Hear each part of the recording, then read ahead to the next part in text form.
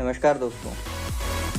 आपने अमूमन फिल्म देखी होगी या फिल्मों में देखा होगा कि अदालत की कार्यवाहियाँ हो रही होती हैं तो वहाँ पर चोर को गीता के ऊपर हाथ रख के कसम खिलवाई जाती है। अमूमन लोग ये सवाल करते हैं कि ऐसा क्यों होता है। जिस इंसान के ऊपर आरोप लगाए कि वो चोर है, इसका मतलब है कि उसकी तुलना कृष्ण भगवान से की जा रही है। कृष्ण भगवान चोरी करते थे या नहीं, या उन्होंने गीता में क्या लिखा या उनकी वाणी क्या थी, इस बात को याद दिलाने के लिए उस चोर से या वहाँ जो कटघरे में खड़ा होता है उस व्यक्ति से गीता के ऊपर हाथ रख के कसम खिलवाई जाती है कि आप यहाँ जो कुछ भी कहोगे या आपने जो कुछ भी कृत्य किया है या आप जो कुछ भी कृत्य करोगे, वो सब आपने पहले इस धर्म में या गीता में या पुराण में या संविधान की किताबों में या उन चीज़ों में लिखा हुआ है। परंतु उसके बावजूद आपने कोई अपराध किया, इसलिए वो कसम खिलवाई जाती है ताकि वहाँ आपके मुंह से जो कुछ भी निकले उसे सच माना जाएगा।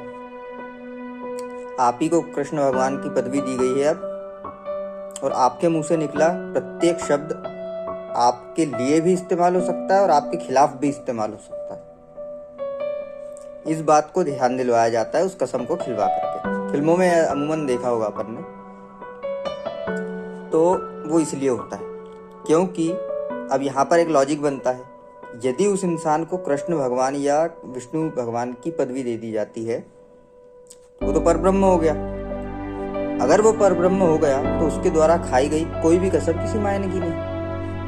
परब्रह्म के पास वो तमाम अधिकार आ जाते हैं। उसने कृत्य किया, कोई भी कृत्य कर सकता है, कुछ भी कह सकता है ना।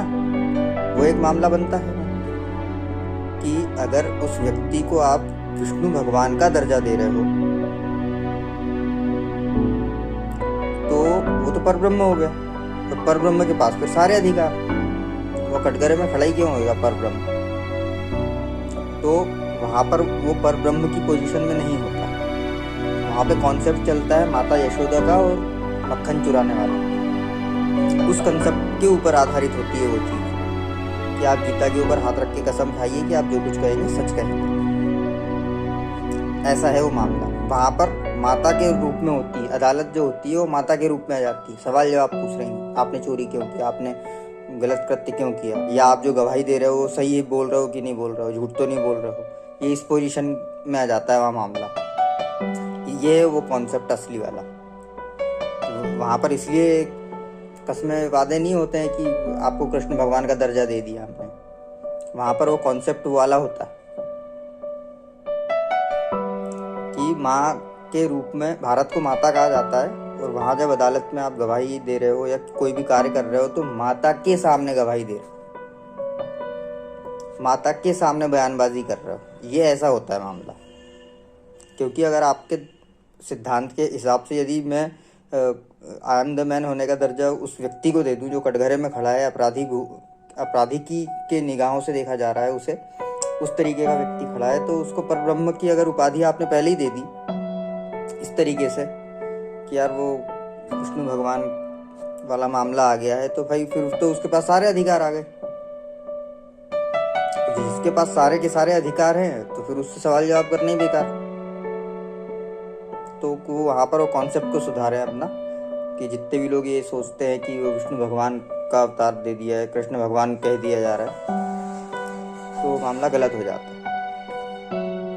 मामला वहाँ पर यही है कि यदि वहाँ पर विष्णु भगवान या कृष्ण भगवान है तो फिर अदालत भी माता यशोदा के रूप में है और सवाल जवाब कर सकती है। तो फिर वहाँ आप ये नहीं कह सकते कि साहब आपने गीता पे हाथ रख के कसम खिलवाई है, मैं फलाना हूँ, मैं ढिमाका हूँ। आप सवाल नहीं कर सकते। इस टाइप की जो बातें होती हैं वो बकवास होती हैं। फिल्मों के ऊपर जो आधारित दृश्य देखे जाते हैं उसमें तो वहाँ पर बेसिक कंसेप्ट क्या है असल में, वो तो एक अलग मामला है। लोग उसके कितने मतलब निकाल लेते हैं ये एक अलग मामला है। अब एक व्यक्ति जिसने अपराध किया है वो तो हमेशा यही चाहेगा कि यार मुझे अपराधी न माना जाए यहाँ पर किसी भी तरीके से, तो वो बातों को उलझाने में ही लगेगा। और एक ऐसा व्यक्ति जिसने अपराध नहीं किया है, जो इंसाफ मांगने आया है, वो हमेशा यही चाहेगा कि सही इंसाफ मिले मुझे। तो कोई भी अपराधी वहाँ पर अपराधी तभी कहलाया जाएगा जब या तो वो स्वयं अपराध स्वीकार कर रहा हो या तो साबित हो चुका हो कि यही अपराधी है, तभी उसे अपराधी मानना चाहिए, क्योंकि उसके कॉन्सेप्ट हैं। फॉर एग्जाम्पल, अब गवाह के रूप में ले लो, जज जिस अदालत में केस जा रहा है उसी अदालत का उसी केस को सुनने वाला जज गवाह के रूप में। जज साहब को तो पूरा केस पता है कि मेरे आंखों रंगे हाथ, मतलब आंखों के सामने की बात हुई, मेरे आंखों के सामने ये चोरी कर रहा था, मैंने इसको पकड़ा, न कि पुलिस वाले। परंतु एक लीगल प्रोसीजर होता है, उस प्रोसीजर को फॉलो करना पड़ता है। जज साहब तो वहीं उसको फैसला सुना सकते हैं, जज साहब के पास अधिकार भी होते हैं, फांसी की सजा सुनाने का अधिकार होता है जज साहब के पास।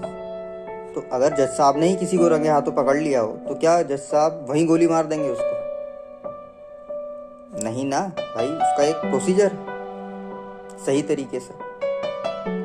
फॉर एग्जाम्पल, मान लो कि जज साहब के सामने कोई मर्डर कर रहा है, जज साहब के सामने ही मर्डर कर रहा है। अब जज साहब के पास तो अधिकार भी है उसको फांसी की सजा सुना देने का। क्या जज साहब वहां बंदूक निकाल के उसको गोली मार देंगे? जज साहब ही अगर गवाह बन रहे हों किसी ऐसे केस में, तो क्या जज साहब वहीं ऑन द स्पॉट फैसला ले लेंगे? नहीं ले पाएंगे। वो भी, उन्हें भी एक प्रोसीजर से गुजरना पड़ेगा। पहले वो व्यक्ति जो कृत्य कर रहा है वो स्वयं कर रहा है या उससे करवाया जा रहा है, ये साबित करना पड़ेगा कि वास्तव में अपराध शब्द का मतलब क्या है, अपराध और अपराधी वास्तविक मतलब क्या है, वो पता करना पड़ेगा। उसके बाद फैसला सुनाया जा सकता है। वरना तो एक पुलिस वाला एनकाउंटर करने निकला है ड्यूटी पे और जज साहब के सामने उसने किसी को फायरिंग की और जज साहब ने पकड़ के पुलिस वाले को ही फायर कर दिया, तो ये भी गलत हो जाएगा।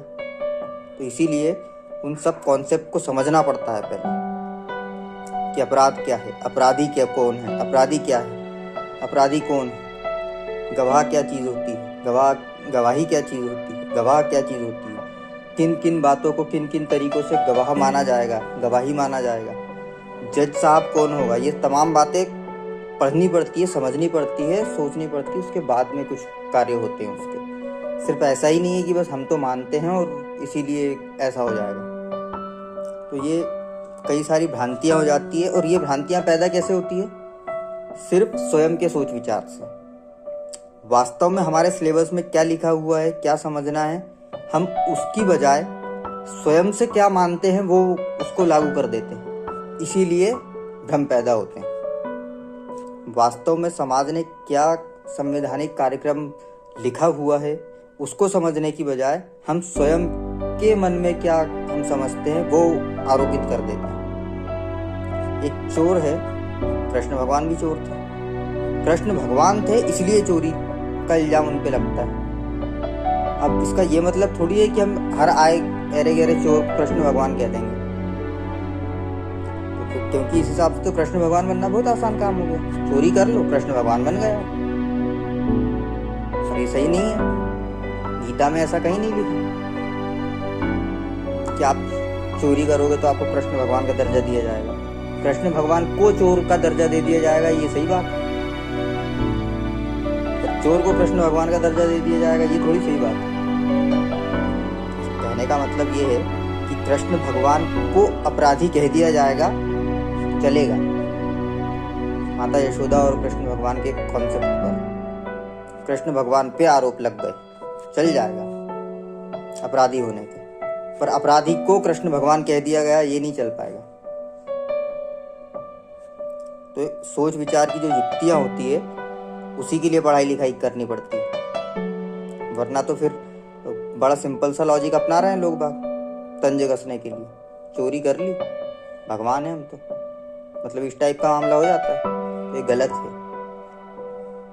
तो अब आपका कॉन्सेप्ट थोड़ा क्लियर हुआ होगा उस मामले में कि वो कसम वादे या उस टाइप की अवधारणा क्यों होती है। तो अपनी सोच को सुधारें जरा, और आप देखते रहें सिकंदर्स वर्ल्ड। मैं मिलता हूँ आपसे अगले वीडियो में। प्लीज़ लाइक करें, शेयर करें, सब्सक्राइब करें।